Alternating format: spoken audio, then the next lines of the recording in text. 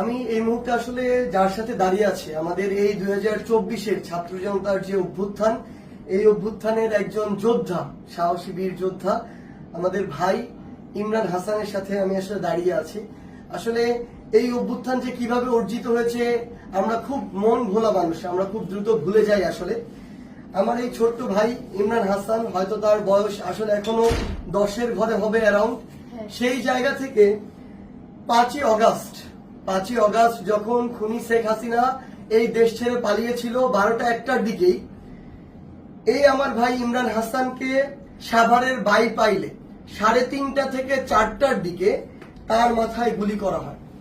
এবং তার আপনারা যদি দেখেন যে তার মাথার দুই পাশে, আপনি যদি সামনে থেকে শুধু একটু নেন তাহলে দেখতে পাবেন তার মাথার এই অংশের খুলিও নেই, এই খুলিটুকু নেই, মাথার এই অংশের খুলিটুকু নেই, শুধু মাঝে এইটুকু আছে আর নিচের দুই পাশে।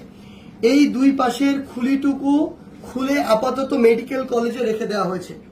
তার মাথার যদি আপনারা দেখেন এই যে ক্ষতর চিহ্ন, এই ক্ষতর চিহ্নটি যদি আপনি দেখেন মাথার এক পাশ থেকে শুরু করে অপর পাশ পর্যন্ত।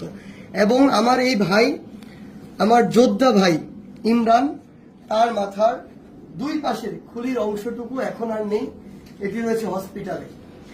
এবং আমার এই যোদ্ধা ভাই আজকে এসেছে জুলাই শহীদ স্মৃতি ফাউন্ডেশনে।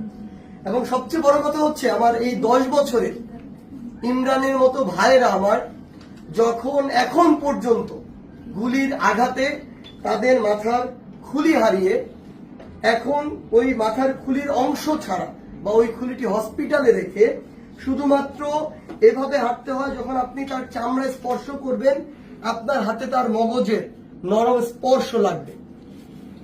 এমন আহত যোদ্ধা ভাইরা যখন আমার এখনো কাতরাচ্ছে, এখনো যখন তাদের মাথায় ওই খুলির অংশটুকু স্থাপিত করা হয়নি, তখন এই রক্তের সামনে, এই লাশের সামনে, এই হাজার হাজার শহীদের সামনে আমার এই বাংলাদেশে আবার ওই খুনি শেখ হাসিনা এবং তার দোসরদেরকে নানাভাবে পুনর্বাসিত করা হচ্ছে। রাজনৈতিকভাবে নানাভাবে তাদের মধ্যে একাত্মতা ঘোষণা হচ্ছে। আমি শুধু আপনাদেরকে একটি জিনিসই বলতে চাই, আপনাদের মধ্যে যদি ন্যূনতম বিবেকবোধ থাকে তাহলে আমার ভাই ইমরানের এই চেহারাটা চোখের সামনে রেখে আজকের পর থেকে ওই খুনিদের সাথে আপনারা কখনো হাত মেলাতে যাবেন না।